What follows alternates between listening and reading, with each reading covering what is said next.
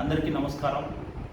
తెలంగాణ రాష్ట్రంలో, ఆంధ్రప్రదేశ్లో ఉన్న, తెలుగు రాష్ట్రాల్లో ఉన్న మొత్తం ఉన్న మాజీ సైనికులకు అందరికీ నేను ఈరోజు ఒక వ్యక్తిని పరిచయం చేయబోతున్నా. మీ అందరికీ మన ఓరుగంటి శంకరయ్య గారు 1975లో ఇండియన్ ఆర్మీలో సిగ్నల్ రెజిమెంట్స్లో రిక్రూట్ అయ్యి 2001లో ఆనరరీ నాయక్ సుబ్దార్గా రిటైర్డ్ అయ్యారు.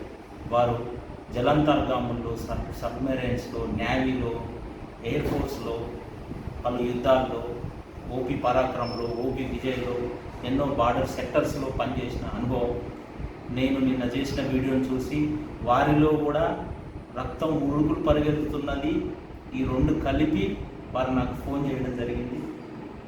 ఇంత వయసులో కూడా వారు నేను రేపు వెళ్ళి మా యూనిట్కి వెళ్ళి నేను సంప్రదింపులు జరిపి నా వంతు సహాయం ఏ విధంగా ఉపయోగపడుతుందో తెలుసుకొని వస్తానని వారు నాకు చెప్పడం జరిగింది. కాబట్టి ఒక్కసారి వారిని నేను సన్మానించుకోదలుచుకున్నా. మరియు వారి సన్మానం అయిపోయిన తర్వాత వారు మాట్లాడతారు. భారత్ మాతాకి జై. చెప్పండి సార్. సార్ నేను 1975 మార్చిలో ఆర్మీలో జాయిన్ అయ్యాను. ఆ టైంలో కూడా కొన్ని ఉద్రిక్తలు హైదరాబాద్లో నడుస్తున్నాయి. అప్పుడు ఆ ఉద్రిక్తలు ఏంటంటే సరే అప్పుడు హిందూ ముస్లిం అని సిటీలో నడుస్తా అంటూ కూడా మమ్మల్ని అప్పుడు కొత్తగా వచ్చిన పిల్లలను కూడా సిటీలో దింపటం, అందులో పనిచేయటం జరిగింది. అప్పుడు మిలిటరీ అక్కడ సిటీలో దింపారు, హైదరాబాద్ సిటీలో. అట్లా పని చేసుకుంటూ దాని తర్వాత వివిధ యూనిట్లలో పనిచేశాను. Jammu Kashmir, pool sector, Pakistan Bikaner, Jodhpur side, అది పాకిస్తాన్ బార్డర్లు.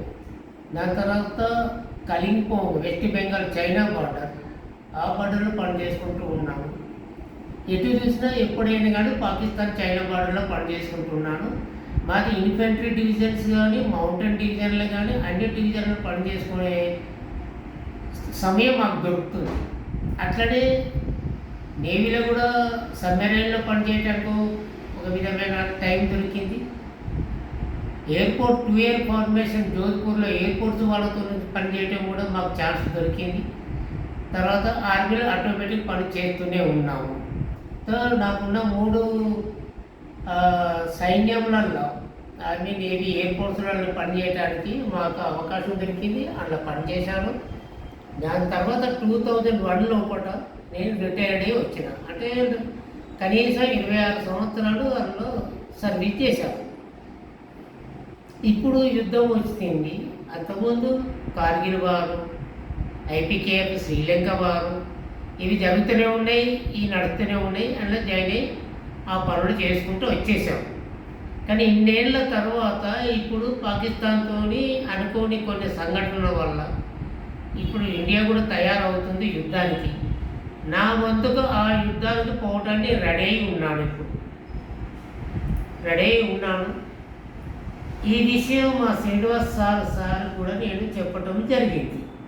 ఆ సార్ కొంత ముందు కూడా ఇప్పుడే ఇంటర్వ్యూ నేను చూసిన వెంటనే ఆ సార్కి రిపోర్ట్ ఇచ్చేసాను. ఇట్లా నేను వాలంటీర్గా రెడీ అని. ఈ 2-3 రోజులలో నా యూనిట్ కూడా పోయి అక్కడ యూనిటీ ఆఫీసర్తో కలిసి వాళ్ళతో సంప్రదింపులు చేసుకొని నేను వస్తానికి రెడీగా ఉన్నా సార్, నన్ను తీసుకోండి, నేను రెడీగా ఉన్నాను. ఇప్పుడు దీనికి ఏమీ అడిగేం లేదు. ఇది నా ఇష్టం, నా వాలంటీర్గా నేను నడుస్తున్నా. ఇప్పుడు నేను తయారు కావాలి. మాకు ఒక సమయం దొరికింది. ఈ సమయానికి మన దేశానికి మనం అండగా ఉండాలనేది నా తాపత్రయం. కూడా చాలా బాగుంది. ఇప్పుడు అక్కడ ఉన్న వాళ్ళందరిలో పెద్ద పెద్ద ర్యాంకుల్లో మీ దగ్గర స్టూడెంట్స్గా చేసిన వాళ్ళు కూడా ఉండి ఉంటారు. మీరు కలవండి, మీ వంతుగా మీరు చేయండి. సార్ని చూసి మనలాగా చాలా యువకులు కూడా రీసెంట్గా రిటైర్డ్ అయ్యి వచ్చిన వాళ్ళు కూడా ముందుకు రావాలని, భరతమాతకు మన వంతు మనం సేవ చేసుకోవాలని అందరికీ కోరుకుంటున్నాను. ధన్యవాదాలు. జై. సూపర్, మంచిగా వచ్చింది.